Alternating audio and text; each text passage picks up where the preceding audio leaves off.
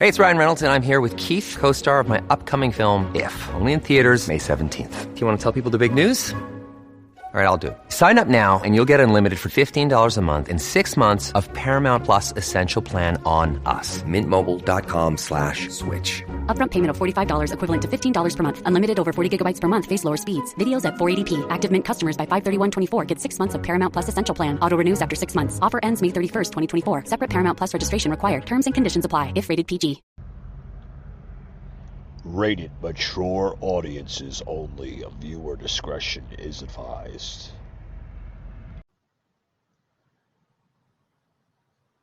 Ladies and gentlemen of the Patriot Angle podcast, I'd like to wish everybody a happy Memorial Day weekend, as this weekend becomes a very sad day for most that may have lost a family member or a loved one in a conflict. Maybe it was Afghanistan, Iraq, or even going back to either the First World War I or World War II, or even possibly Desert Storm. Whatever it may be, folks, I would like to pay my honor and my tribute to you, as some of us are facing sadness throughout this weekend. Folks, I would like to say that I'd like to play a video here before we start the show in honor of those who paid the ultimate sacrifice of securing our freedoms and liberties that we hold dear to every single day. Happy Memorial Day, and may we never forget freedom of those who paid the ultimate sacrifice to secure it.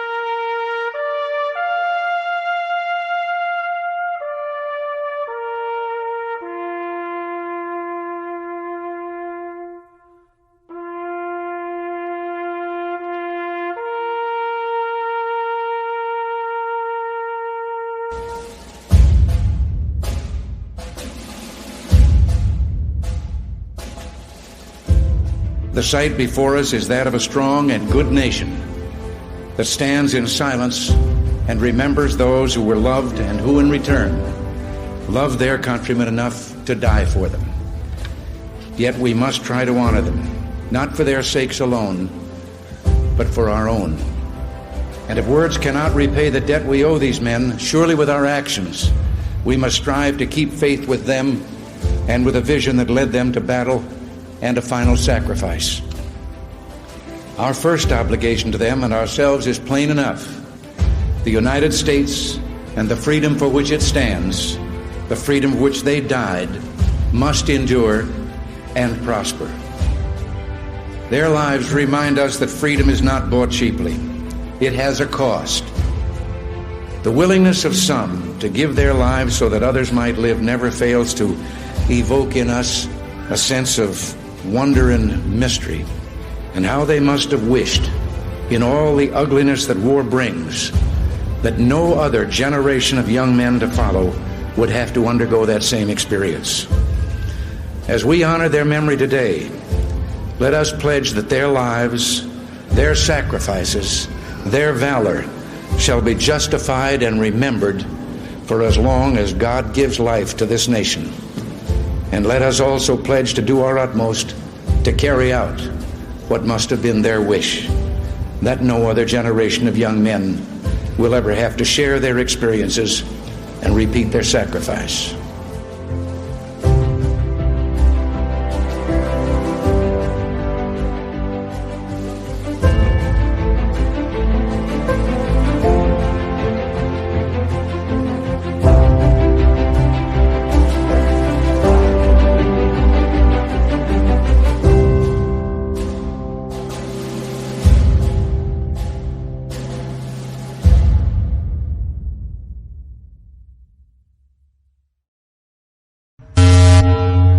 Broadcasting from the Big Peach of Atlanta, Georgia.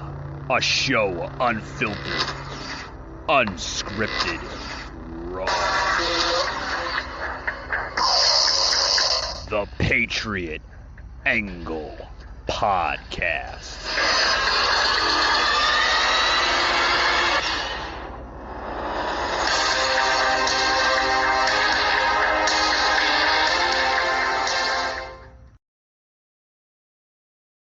A new law taking effect this summer will criminalize camping for those experiencing homelessness. It became law despite Governor Lee choosing not to sign it. Our Cole Johnson's been covering this for us this morning live from downtown Nashville. And Cole, this really puts jail time even on the table for people camping in most places. Good morning. And right now the law specifically focuses on camping on state government property being illegal. But once this new law goes into effect, it would expand to include camping on local government property, which obviously muddies the water on where someone would be able to camp. But the law does specify, or does mention rather, that there are specific places that are designated for camping. And it's important to mention the bill says no one has been convicted over the last 5 years for the existing law that specifically focuses on camping on state property. It also mentions expanding this to include city or county property would not substantially increase convictions. This new law also adds misdemeanors into the mix for camping in places like highways, under bridges, or exit and entrance ramps. The punishment would be a $50 fine and community service. But instead of that, the court could opt to have them pick up litter instead of paying money they may not have. Supporters of the bill talked about preventing city parks from being, quote, overrun with those experiencing homelessness. Putnam County Sheriff Eddie Ferris even testified in support, saying parks in his county are being destroyed. Open Table Nashville works with people experiencing homelessness, is calling for more support after a hard-fought battle against the law. Wow. I mean, folks, I have to say here, after seeing this video and hearing this story, why as a nation, folks, that we still experience a large population of homeless people in this country? I'm sure, yes, there's other countries in the world that do experience people that suffer from homelessness, but we seem to be a country that has a lot of people that experience it at extreme levels. Now, I'm using this this state for an example, Tennessee, for a reason, folks, because Tennessee, folks, is about to become the very first state to make camping on public land a felony. Now, this is going back to the original law that was passed about just 2 years ago. Tennessee, the state of Tennessee, already made it a felony in 2020 to camp on most state-owned property. But now, just recently, the state wants to push another expansion. Starting July 1st of this year, folks, if you are caught camping on private land, that includes a park bench, city property, streets, in front of businesses, private residences, you could face a jail sentence of up to 6 months in jail and loss of voting rights. Wow. That's a hefty fine there, if you ask me. Very hefty fine. Now, I mentioned just briefly, right, that this bill was introduced back in 2020, just 2 years ago. Also, I want to note that it's been said by Senator Paul Bailey that had noted that since 2020, since this law was pushed into effect, that no one has been convicted under that law. And he said he doesn't expect this new law, which is supposed to take place in July, to be enforced much either. So what does that say with this new ordeal here in Tennessee? Well, let's go through it, right? The state of Tennessee has seen a large amount of people becoming homeless from the year of 2017 on up to current time now of 2022. Roughly 70% of an increase that Senator Bailey is saying the state has seen in the course of 5 years. He's also said that many lawmakers are trying to fight the issue to remove these people from their inner cities such as Knoxville, Nashville, and Memphis, Tennessee, where they see a large population of homeless. Now, folks, that the law also requires that violators will receive at least 24 hours notice before an arrest. The felony charge, folks, is punishable up to 6 years in prison and loss of voting rights. Wow, 6 years. Okay, I think I quoted, 6 months prior to the beginning of the show, right? I want to make a correction there in the show here of the notes. That is up to 6 years. Wow, that's a hefty charge right there. 6 years in prison, and you could have your voting rights lost. That's pretty severe. Now, here's something that that I don't agree with this law here. What it's going to make it extremely hard is for folks that may get incarcerated and go to jail for being seen camping or sleeping in public areas such as parks and other areas such as that. It's going to be hard because when they leave jail, folks, and they try to go get housing or they try to apply for a job, it's going to make it even 10 times harder because that landlord or mortgage company or that job is not going to want to hire them or give them that loan or approve them for that lease because now they have a jail sentence on their record. So that makes it 10 times hard. I don't agree with that. I think they're going to extreme levels. Whoever decided on this law, they should think twice and overlook it and look at it more clearer. Now, it's going to be up to the prosecutors, folks, if they want to issue the felony, Senator Bailey said. But it's also going to come to that if people really don't want to move, they're not going to move.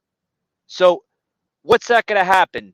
And where's the reaction going to take place? Well, you're going to have people that are homeless that don't want to move, that just want to stay homeless. So what is that saying to the homeless population and communities there? It's going to put a stronger hold and a stronger threshold on people that don't want to be homeless and they want to get better opportunities. So that's what it's going to make it real hard for other people. Now, folks, after several years of a steady decline, we've seen homelessness in the United States began increasing, like I've said, in 2017. Now, there's a survey that just came out 2 years ago in January of 2020, found that the first time that the number of unsheltered homeless people exceeded those in shelters. Well, what does that say? Where's the problem there? The problem was exacerbated by COVID-19 with shelters limiting capacity. So during the pandemic, they were finding it hard to keep the normal amount of people they were allowed in the shelters. So say, for instance, the shelter was able to hold 300 people.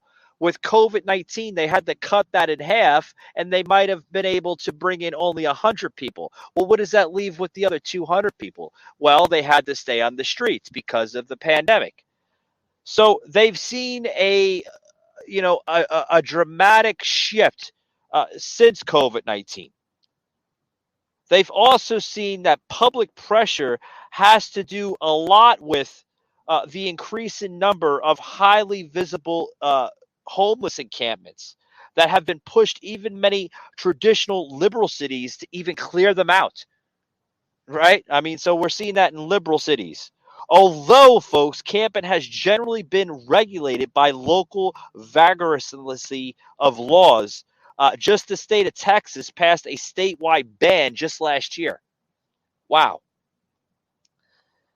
Now, other several states have introduced similar bills too.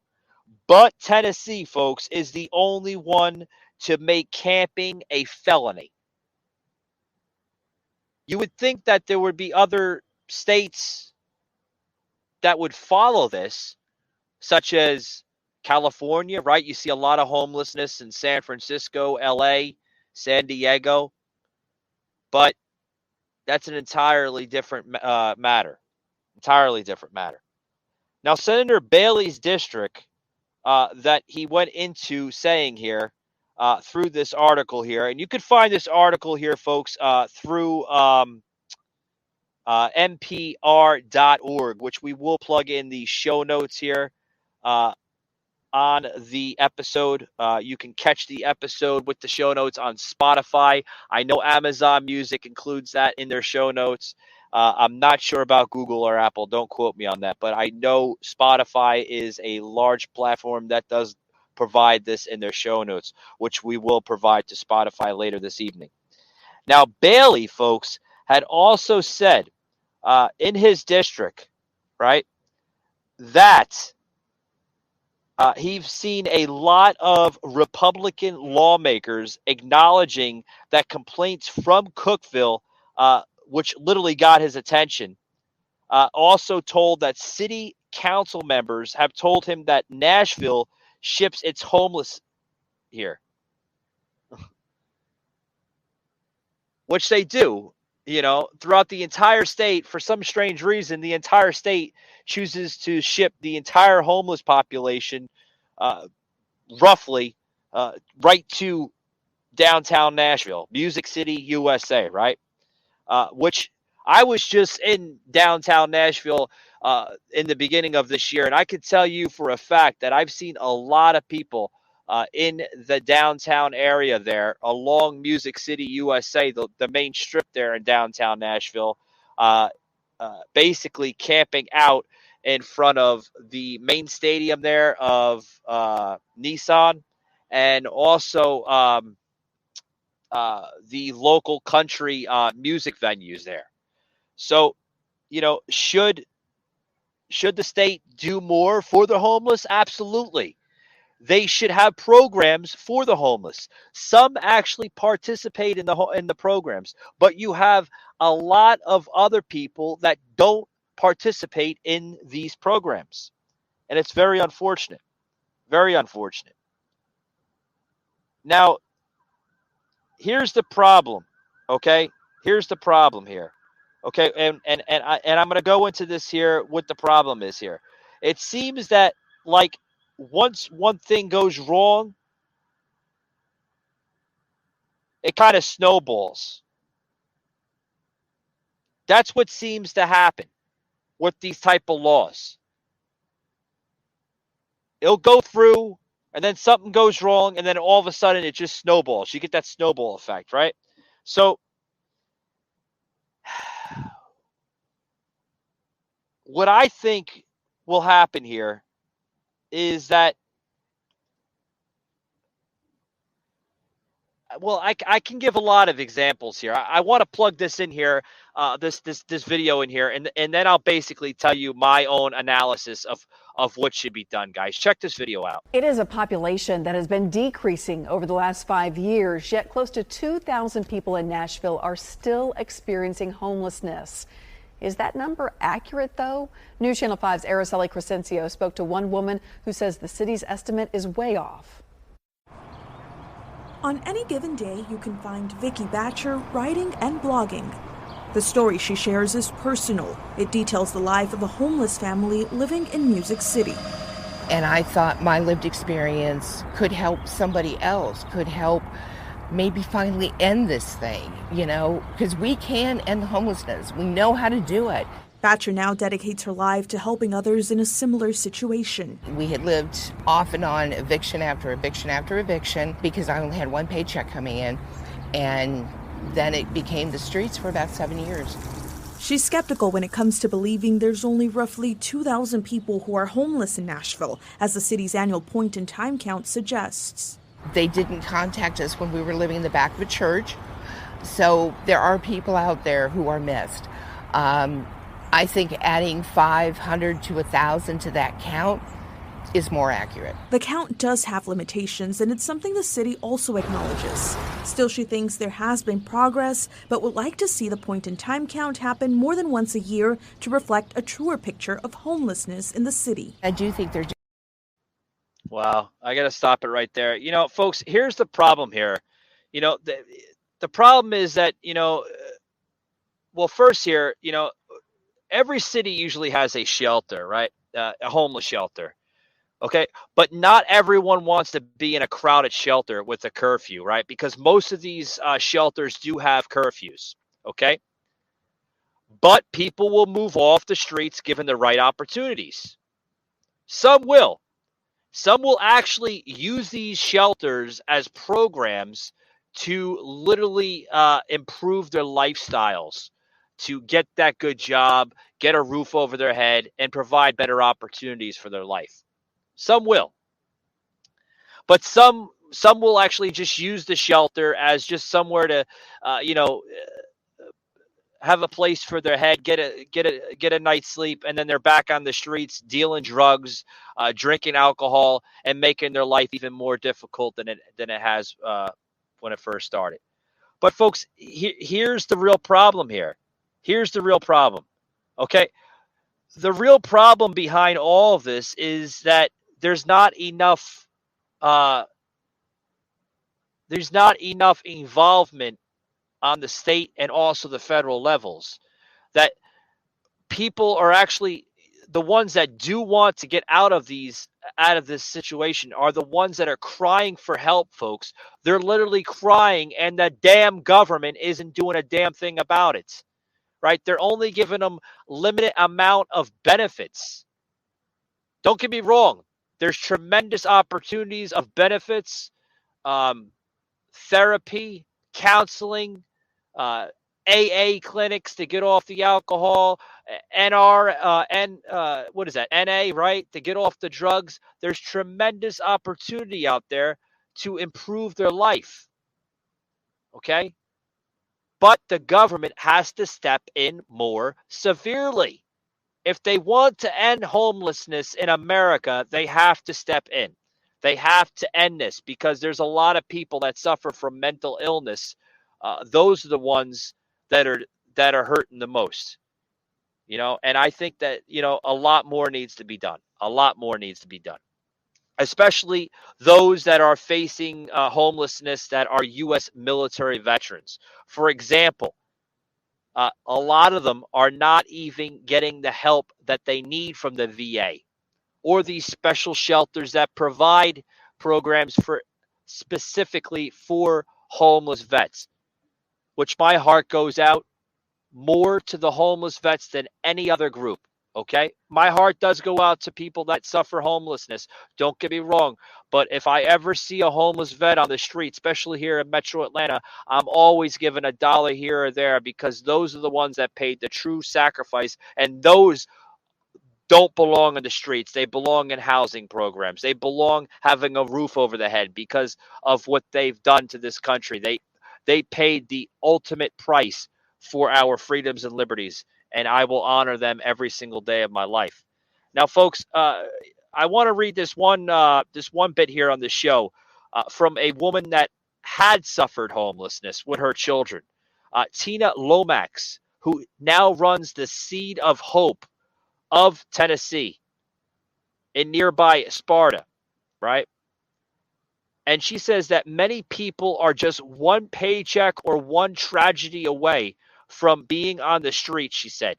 Even in her community of 5,000, affordable housing is very hard to come by. If you have a felony on your record, holy smokes, she says. Yeah, I mentioned that on the freaking show earlier today. You got a record, forget about it. It makes it 10 times harder. It's crazy how people, that have a record, they can't even get the help that they truly desire to get. So it makes it 10 times harder. But, folks, I want to close it out here just in a brief here. I just wanted to come on here and give this episode here, which I deserve. It deserves a platform, and we need to look at homelessness on a serious note. I mean, yes, we have problems here in the country. We do. But, it needs to be looked at on a serious note, folks. I want to get a quick break in, folks, but I want to close it out right after this with something here that I think that needs to be discussed, folks. Don't go anywhere. I'll be right back after these short words, folks. I'm Burt Jones. When I played for Georgia, we won the SEC championship. Here's blocked, and it'll be first and goal, Georgia. Not just because we had great athletes, but because we were bonded together as teammates, united by that G on our helmets, an important lesson about the power of unity. And it's why I'm so opposed to teaching critical race theory in our school systems. Instead of teaching children about what divides us, we should be teaching our children about what unites us. All right, folks, I want to close it out here with the show here, just by saying this here in closing, okay? If we want to help out the homeless, right? If we want to, secure people and getting better opportunities, stop criminalizing homelessness because that just makes people criminals. Yes, there are people that become criminals through the world of becoming homelessness. Don't get me wrong. I've seen it firsthand here in Metro Atlanta. I've seen it even in New York, where I'm originally from. But I could tell you right now, okay, that yes, homeless is a problem. Sometimes if I see people camping out in front of 5-star restaurants and this and that, I have to look away sometimes because it puts a bad image. Sometimes I see the same faces, in front of these restaurants. And, it's like, I have my side comments and I'm like, hey man, you should help yourself, but where I'm getting upset with is when people actually come up to me and they're like, well, why can't you help me? You're going to go walk by and you're not going to fucking help me and blah, blah, blah. No. Those are folks that just like, they don't want to help themselves. Okay. But when I see people that are there on the streets, they're sleeping on the park bench, they don't expect anything. They're trying to do what's right. They're trying to get the hell out of the situation. My heart goes out to them, folks, because they are fighting the good fight. Folks, I want to close it out here. I know it was a short podcast, but I want to announce tomorrow we're going to have a bonus episode on the show here. You're going to want to tune out for that. It should be aired a little bit earlier than it was tonight. Sorry for the delay. I was trying to get the material ready for the show. Producer Eric was getting the material and the video clips here. But tomorrow's show should be aired roughly about between 5:30 Eastern, and then also with your respective time zones as well, too, depending on where you live. I also want to mention this upcoming Tuesday, we will be having Jimmy the Rant back in studio here, along with a special appearance by PJ Agnes of Archangel Protective Intelligence, joining us via television. Via telephone. Sorry about that. PJ will be joining us via telephone into that conversation. Next Friday, folks, we will have a special guest joining us, guys, from Tokyo, Japan. Yeah. Somebody joining us here on the show across the world here on the Patriot Angle podcast from Tokyo, Japan. You're not going to want to miss that. We're going to get into the Musk and Twitter phase of that, the transitioning of where Musk wants to bring it, and we're going to get his political viewpoints. It's going to be a tremendous show. You're not going to want to miss that, guys. Also have Sas booked and scheduled for the show in the next coming of weeks. Not going to want to miss that either. Sas, the analysis, is back here in the studio. Always a tremendous honor having him on my show. He's a young kid with knowledge and intelligence. Love him having him on my show. With that being said, guys, I hope you liked this episode. Remember, guys, you can follow me and listen to me on all major podcast platforms, including Rumble. We are now streaming live on Rumble. You can catch our content on Rumble as well as Facebook, the Patriot Angle Podcast, and Instagram. Guys, thanks very much for tuning in, and we will see you on the next one. Patriot Unfiltered. You just heard an episode of the Patriot Angle Podcast, an unfiltered Patriot Productions. Please follow us on Facebook at the Patriot Angle Podcast and Instagram at Patriot_Angle_unfiltered. Also, you can hear every episode on Amazon Music, Audible, Spotify, Google, and Apple Podcasts. You can also check out our website, PatriotAnglePodcast.com, and also our unfiltered merchandise, PatriotUnfiltered.com. Thanks for tuning in, and we will see you on the next one.